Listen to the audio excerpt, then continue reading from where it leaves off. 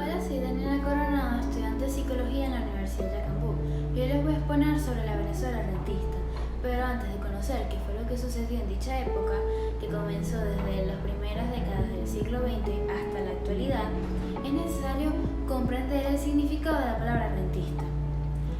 El rentismo es una persona o país que vive gracias a los ingresos producidos por sus posesiones o inversiones. Hassan Beblawi, ex primer ministro de Egipto en 1987, propuso como definición del rentismo lo siguiente: un país rentista es aquel cuya economía se apoya principalmente en las rentas exteriores sustentables y son generadas únicamente por la parte minoritaria de la sociedad, cuyo principal receptor y distribuidor es el gobierno de dicho país. Venezuela es un país rentista en el sentido de que su principal recurso es el petróleo, el cual genera ingresos que no tienen contrapartida productiva. Ante la incapacidad de asumir tareas tanto técnicas como gerenciales que son exigidas por la explotación del petróleo, al país no le quedó de otra que irse por el camino rentista, el cual ha transitado desde las primeras décadas del siglo XX hasta la actualidad. Particularmente para el liderazgo político, la importancia del oro negro ha sido crucial. Así la renta petrolera fue de suma importancia en la implementación del programa que Rómulo Betancourt y el Partido Acción Democrática desplegaron en lo que se conoció como el trienio entre 1945 y 1948, valiéndose de un discurso influyente el cual prometía o decía la necesidad que tenía el pueblo de construirse una nueva democracia.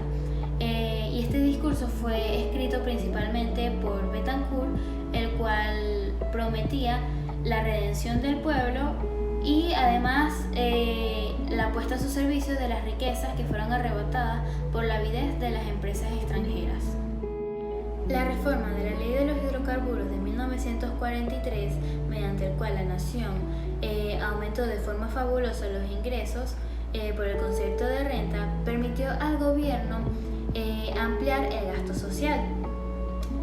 A diferencia de otros países, de lo que ocurre en otros países latinoamericanos que deben recurrir a la sociedad para obtener sus recursos, en Venezuela esto no es importante, ya que el Estado no redistribuye, sino que distribuye directamente los ingresos que captura en el mercado internacional. A diferencia de muchos países, el Estado no vive de la sociedad, sino la sociedad vive directamente del Estado. En condiciones como estas, mientras haya una renta que distribuir, el populismo será más costoso que en otras sociedades. Si bien las rentas del petróleo hicieron factible el plan democrático al principio, el colapso del mismo modelo rentista a finales de la década de 1970 también se convirtió en una crisis democrática.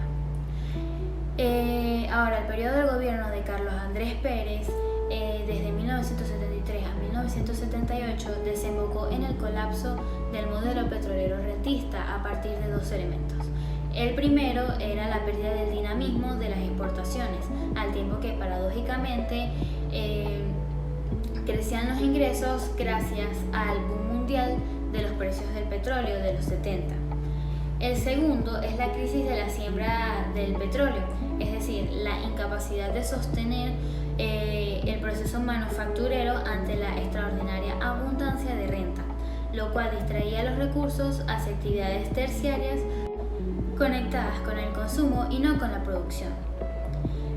El chavismo y el rentismo, 1999 en adelante.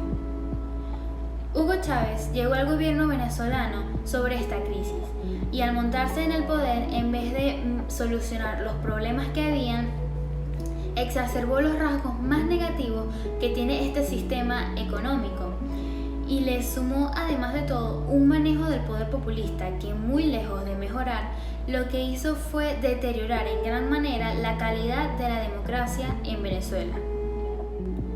El detonante principal no el único, de esta crisis por la cual atraviesa hoy Venezuela ha sido el colapso en los precios del petróleo en los últimos años. Mientras que en el 2013 el precio promedio de los crudos venezolanos fue de $100, bajó a 88.42 en el año 2014 y 44.65 en el año 2015. Ahora, para febrero del año 2016 llegó a su punto más bajo con $24.25. El gobierno de Chávez, lejos de cuestionar el modelo petrolero rentista, lo que hizo fue radicalizarlo a niveles históricamente desconocidos en el país. Y en los 22 años del proceso bolivariano, la economía se fue haciendo sistemáticamente más dependiente del ingreso petrolero, que es los problemas que vemos hoy en día. Ingresos sin los cuales no es posible importar los bienes requeridos para satisfacer las necesidades más básicas de la población venezolana. Dado que el petróleo pasó a constituir un 96% del valor total de las exportaciones, prácticamente la totalidad de las divisas que han ingresado al país estos últimos años lo han hecho por la vía del Estado, un poco dudosas. A través de una política de control de cambios, se asentó una paridad de la moneda insostenible, lo que significa un subsidio al conjunto de la economía.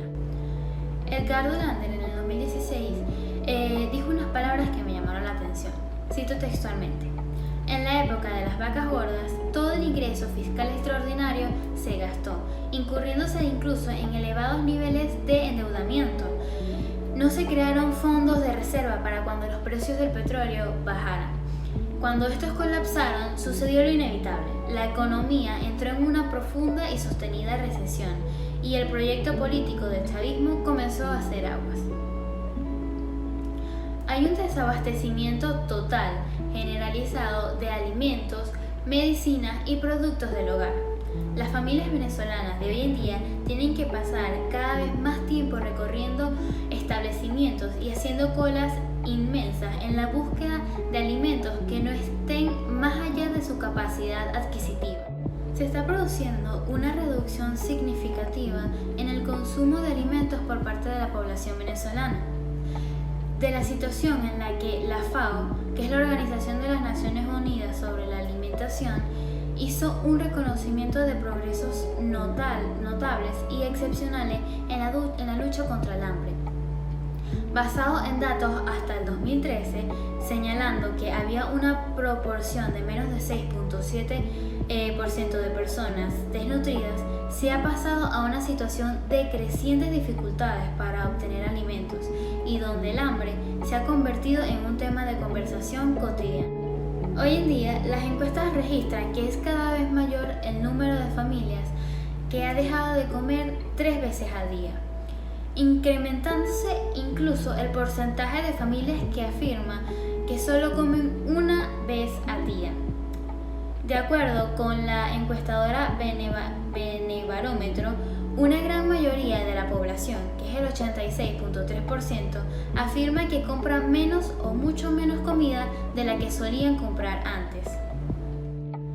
En el ámbito del acceso a medicamentos y a servicios de salud, la situación es igualmente crítica. Los hospitales actualmente y demás centros de salud presentan unos niveles elevados de desabastecimiento de insumos básicos, así como la ausencia de equipos e instrumentos médicos, debido a limitaciones en el acceso de repuestos y otros insumos, ya sean nacionales o importados.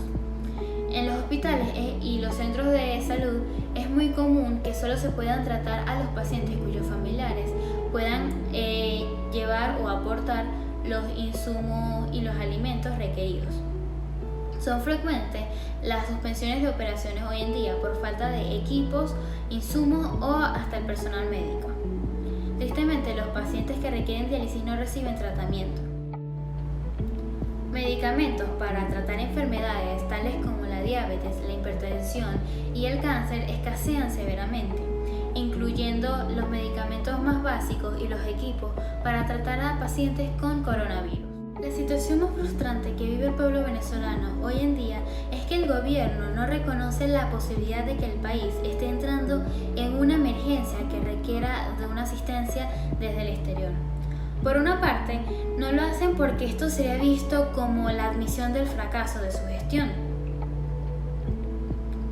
Con excepción de Caracas, durante meses en el año 2016 hubo racionamiento eléctrico con suspensión del servicio por 4 horas diarias. Para ahorrar electricidad, las oficinas públicas en todo el país solo trabajaron 2 días a la semana y las privadas trabajaron 4 días. Esto sucedió durante varios meses, debilitando aún más la menguada capacidad de gestión en el Estado venezolano. La distribución del agua ha estado siendo racionada también, incluyendo el estado donde yo vivo, que es Falcón. El agua puede durar de 5 a 6 hasta 7 8 meses sin llegar, y las personas tienen que vivir mediante camiones cisterna que trasladan el agua a distintas casas en todo el estado. Igualmente hay una severa crisis en el transporte público por la falta de repuestos, hasta los más comunes que pueden ser los cauchos o la batería. Todo esto se traduce en un severo deterioro de las condiciones de vida de la población, conduciendo a la acelerada pérdida de las mejorías sociales que se habían logrado en los años anteriores. Anteriormente, el gobierno de Nicolás Maduro trataba de mantener calma en el pueblo con distintas misiones para el abastecimiento de alimentos, pero en las condiciones actuales el gobierno ya no cuenta con los recursos que serían necesarios para abastecer a la población mediante programas masivos de importación de alimentos, como lo fue el CLAP. El rentismo petrolero minero. El 24 de febrero del año 2016, mediante el decreto presidencial, Nicolás Maduro decidió la creación de una nueva zona de desarrollo estratégico nacional, el cual la llamó el Arco Minero del Orinoco. Esta cuenta con casi 112.000 kilómetros cuadrados, aproximadamente el 12% del territorio venezolano. Este espacio está siendo utilizado para la gran explotación del oro, diamante, coltán, el hierro y otros tipos de minerales. Según el presidente del Banco Central de Venezuela, Nelson Merentes, el gobierno ya ha suscrito alianzas y acuerdos con 150 empresas nacionales y transnacionales, quienes a partir de entonces podrán ejecutar labores de exploración para certificar las reservas minerales para luego pasar a la fase de explotación de oro, diamante, hierro y coltán. Sin embargo, en un sentido estrictamente técnico, tiene la apariencia de solo ser un marco de política con expresión geográfica sobre el cual el gobierno está promoviendo la minería. El grupo SOS Orinoco es una fundación encargada de promover información sobre el trabajo ilegal que se está efectuando con la fachada del Plan Estratégico Arco Minero del Orinoco. Ellos especifican que en una situación de normalidad absoluta, jurídica y política, esta podría tener algo de sentido, pero la realidad es que el arco minero no es más que una manifestación pública, podría decirse que arrogante y desafiante, de la voluntad que tiene un Estado de promover la anarquía y el saqueo del patrimonio minero de la nación venezolana. La explotación minera, sobre todo en la extraordinaria escala que se contempla en el arco minero del Orinoco, significa obtener ingresos monetarios a corto plazo, a cambio de la destrucción socioambiental irreversible de una significativa proporción del territorio venezolano y el etnocidio de los pueblos indígenas que habitan esa zona. La lucha por la anulación del decreto del arco minero es una expresión tanto de las luchas por un futuro democrático, no rentista, capaz de vivir en armonía con la naturaleza. Para más información sobre los daños producidos por el plan El Arco Minero del Orinoco, te invito a buscar en www.sosorinoco.org. Gracias por tu atención.